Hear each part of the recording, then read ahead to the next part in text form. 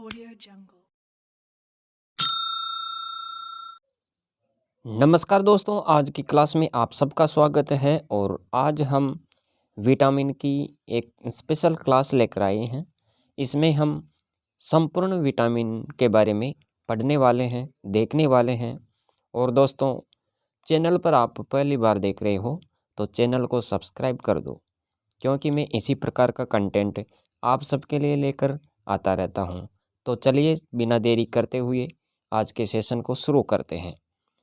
तो यहाँ पर देखो, विटामिन की खोज सबसे पहले कब की गई थी?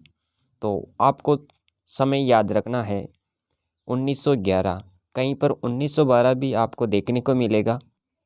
विटामिन की खोज किसने की थी? फंक ने। फंक के द्वारा विटामिन की खोज की गई और इसका ये समय याद रखना।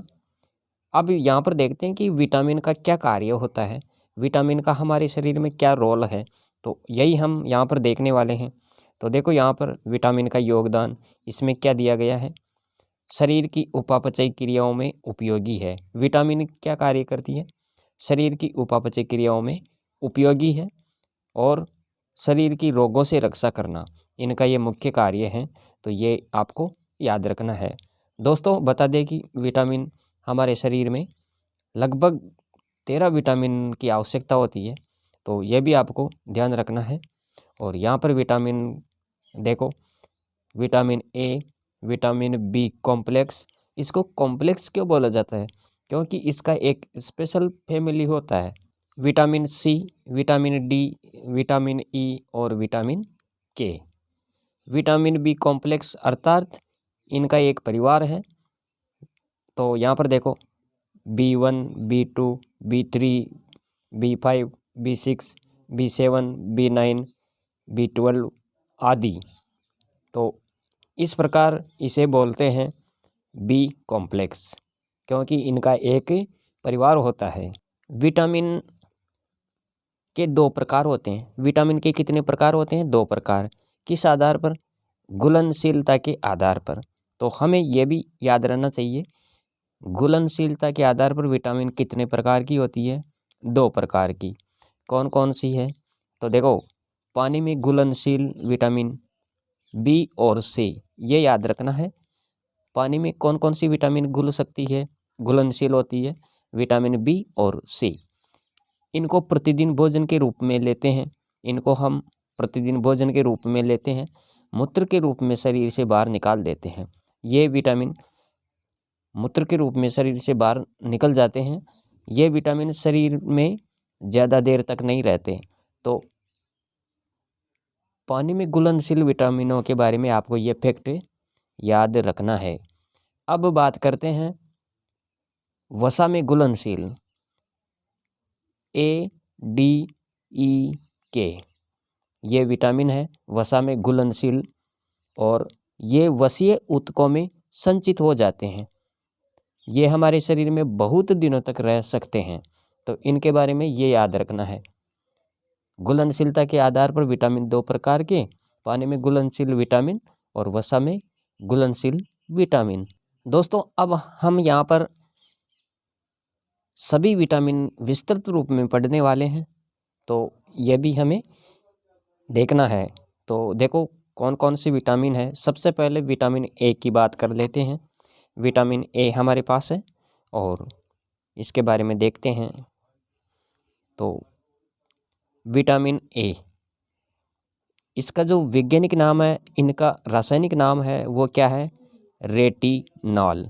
रेटिनॉल आपको याद रखना है। और विटामिन ए की कमी से कौन सा रोग होता है? रतौंधी। विटामिन ए की कमी से रतौंधी रोग होता है। और इसमें क्या होता है दोस्तों? सूर्यास्त के बाद कम दिखना या दिखना बंद हो जाता है। तो ये हमें याद रहना चाहिए। और एक रोग और हो जाता है विटामिन ए की कमी से। दूसरा रोग कौन सा होता है? जीरोपथैलेमिया। जीरोपथैलेमिया, इसमें क्या होता है? इसमें आंखें शुष्क होना, आंखों का शुष्क होना, ये हमें याद रहना चाहिए। तो विटामिन ए की कमी से दो प्रकार के रोग होते हैं और इनके सोर्स क्या है? विटामिन ए की कमी को कैसे दूर कर सकते हैं? तो इनमें देखो, गाजर में सर्वाधिक होती है विटामिन ए, पके फलों में, हरी सब्जियों में, पनीर, दूध, मांस, मछली, अंडा, गोल्डन राइस। तो ये विटामिन के सोर्स हैं जिनसे विटामिन ए की पूर्ति होती है। दोस्तों अब बात कर लेते हैं हम विटामिन बी के बारे में, विटामिन बी कॉम्प्लेक्स। तो इनकी पूरे फैमिली को हम यहाँ पर देखने वाले हैं। तो देखो B1 थायमिन, B1 थायमिन, आप ऐसे याद रखें B1, और इसका जो रासायनिक नाम है वो क्या है? थायमिन। तो ये भी आपको देखना है, इसका जो रासायनिक नाम है वो क्या है? थायमिन। B1 का रासायनिक नाम थायमिन। तो ये हमें याद रहना चाहिए। और इनकी कमी से कौन कौन से रोग हो सकते हैं? तो देखो यहाँ पर बेरी, इसका मतलब अरे मांसपेशियों में खिंचाव आ जाता है। और सोर्स क्या है? इनकी पूर्ति कैसे कर सकते हैं? मूंगफली खाओ, हरी सब्जियां, दूध, मांस, अंडा आदि। तो ये B1 के सोर्स हैं यहाँ पर। और अब हम यहाँ पर देखने वाले हैं B2 के बारे में। B2, इसका जो रासायनिक नाम है वो क्या है? राइबोफ्लेविन, इसका रासायनिक नाम है। और विटामिन B2 की कमी से जीभ संक्रमित हो जाती है, जीभ में छाले हो जाते हैं, त्वचा, होठ का फटना और किलोसिस रोग। तो ये आपको याद रखना है। और इनके जो सोर्स हैं, इनकी पूर्ति विटामिन B2 की कमी किससे दूर कर सकते हैं? इनके सोर्स क्या है? पूर्ति करने के स्रोत क्या है? तो यहाँ पर देखो केला, हरी सब्जियाँ, दूध, मांस, अंडा। B3 की बात कर लेते हैं अब। दोस्तों विटामिन B3 के बारे में आपको ये याद रखना है कि इसका जो रासायनिक नाम है नियोसिन, आपको याद रखना है नियोसिन, या फिर आप याद रखो निकोटिनेमाइड, ये आपको याद रखना है। और इनकी कमी से कौन सा रोग हो जाता है? पेलाग्रा 4 सिंड्रोम, ये आपको याद रखना है।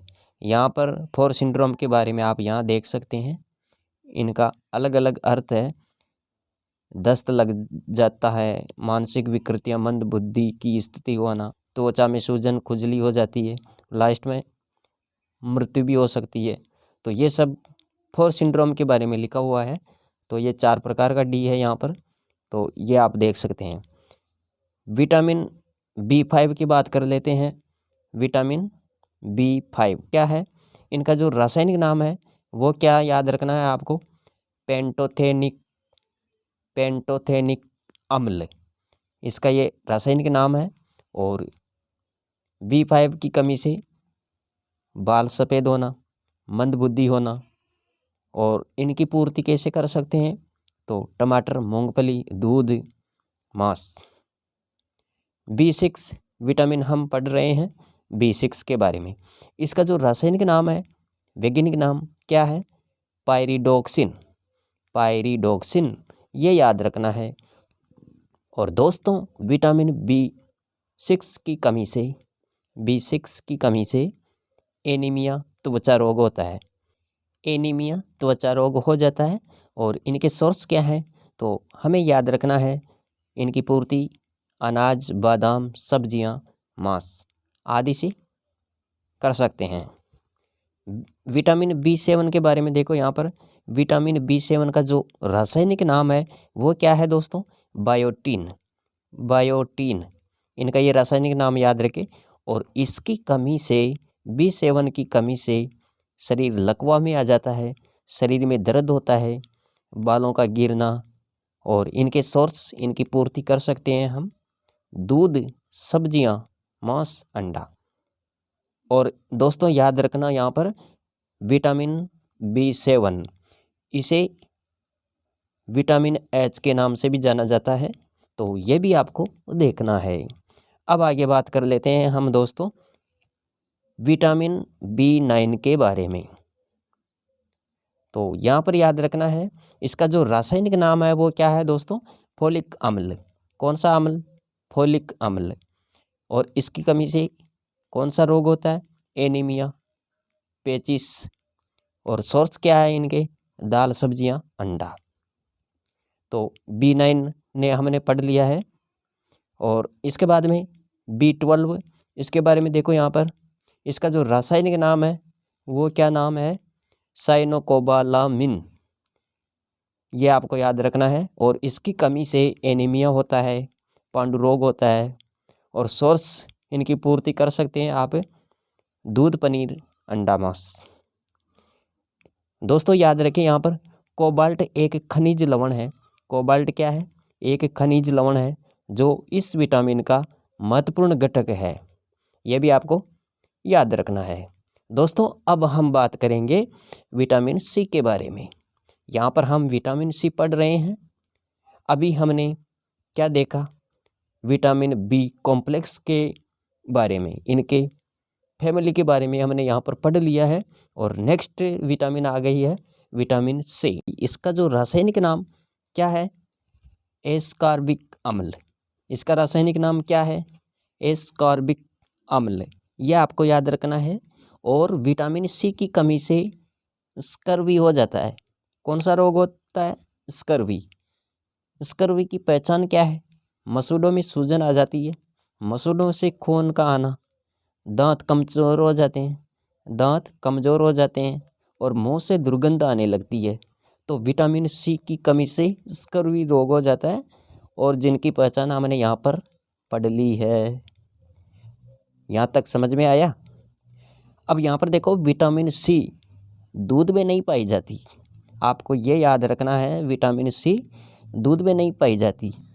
दोस्तों विटामिन सी दूध में नहीं पाई जाती और सर्वाधिक पूर्ति आंवला से कर सकते हैं। प्रचुर मात्रा में आंवला में विटामिन सी पाई जाती है, खट्टे फलों में, यह आपको याद रखना है। और दोस्तों विटामिन सी का जो उपनाम है वो क्या है, घाव भरने वाला विटामिन। यह भी आपको याद रखना है। चलते हैं नेक्स्ट विटामिन पर। अब ये विटामिन आ गई है कौन सी, विटामिन डी। विटामिन डी का जो रासायनिक नाम है, वैज्ञानिक नाम है, क्या है, कैल्सीफेरोल। क्या नाम है दोस्तों, कैल्सीफेरोल। और विटामिन डी की कमी से रिकेट्स रोग हो जाता है। ये रिकेट्स रोग किन में होता है, बच्चों में।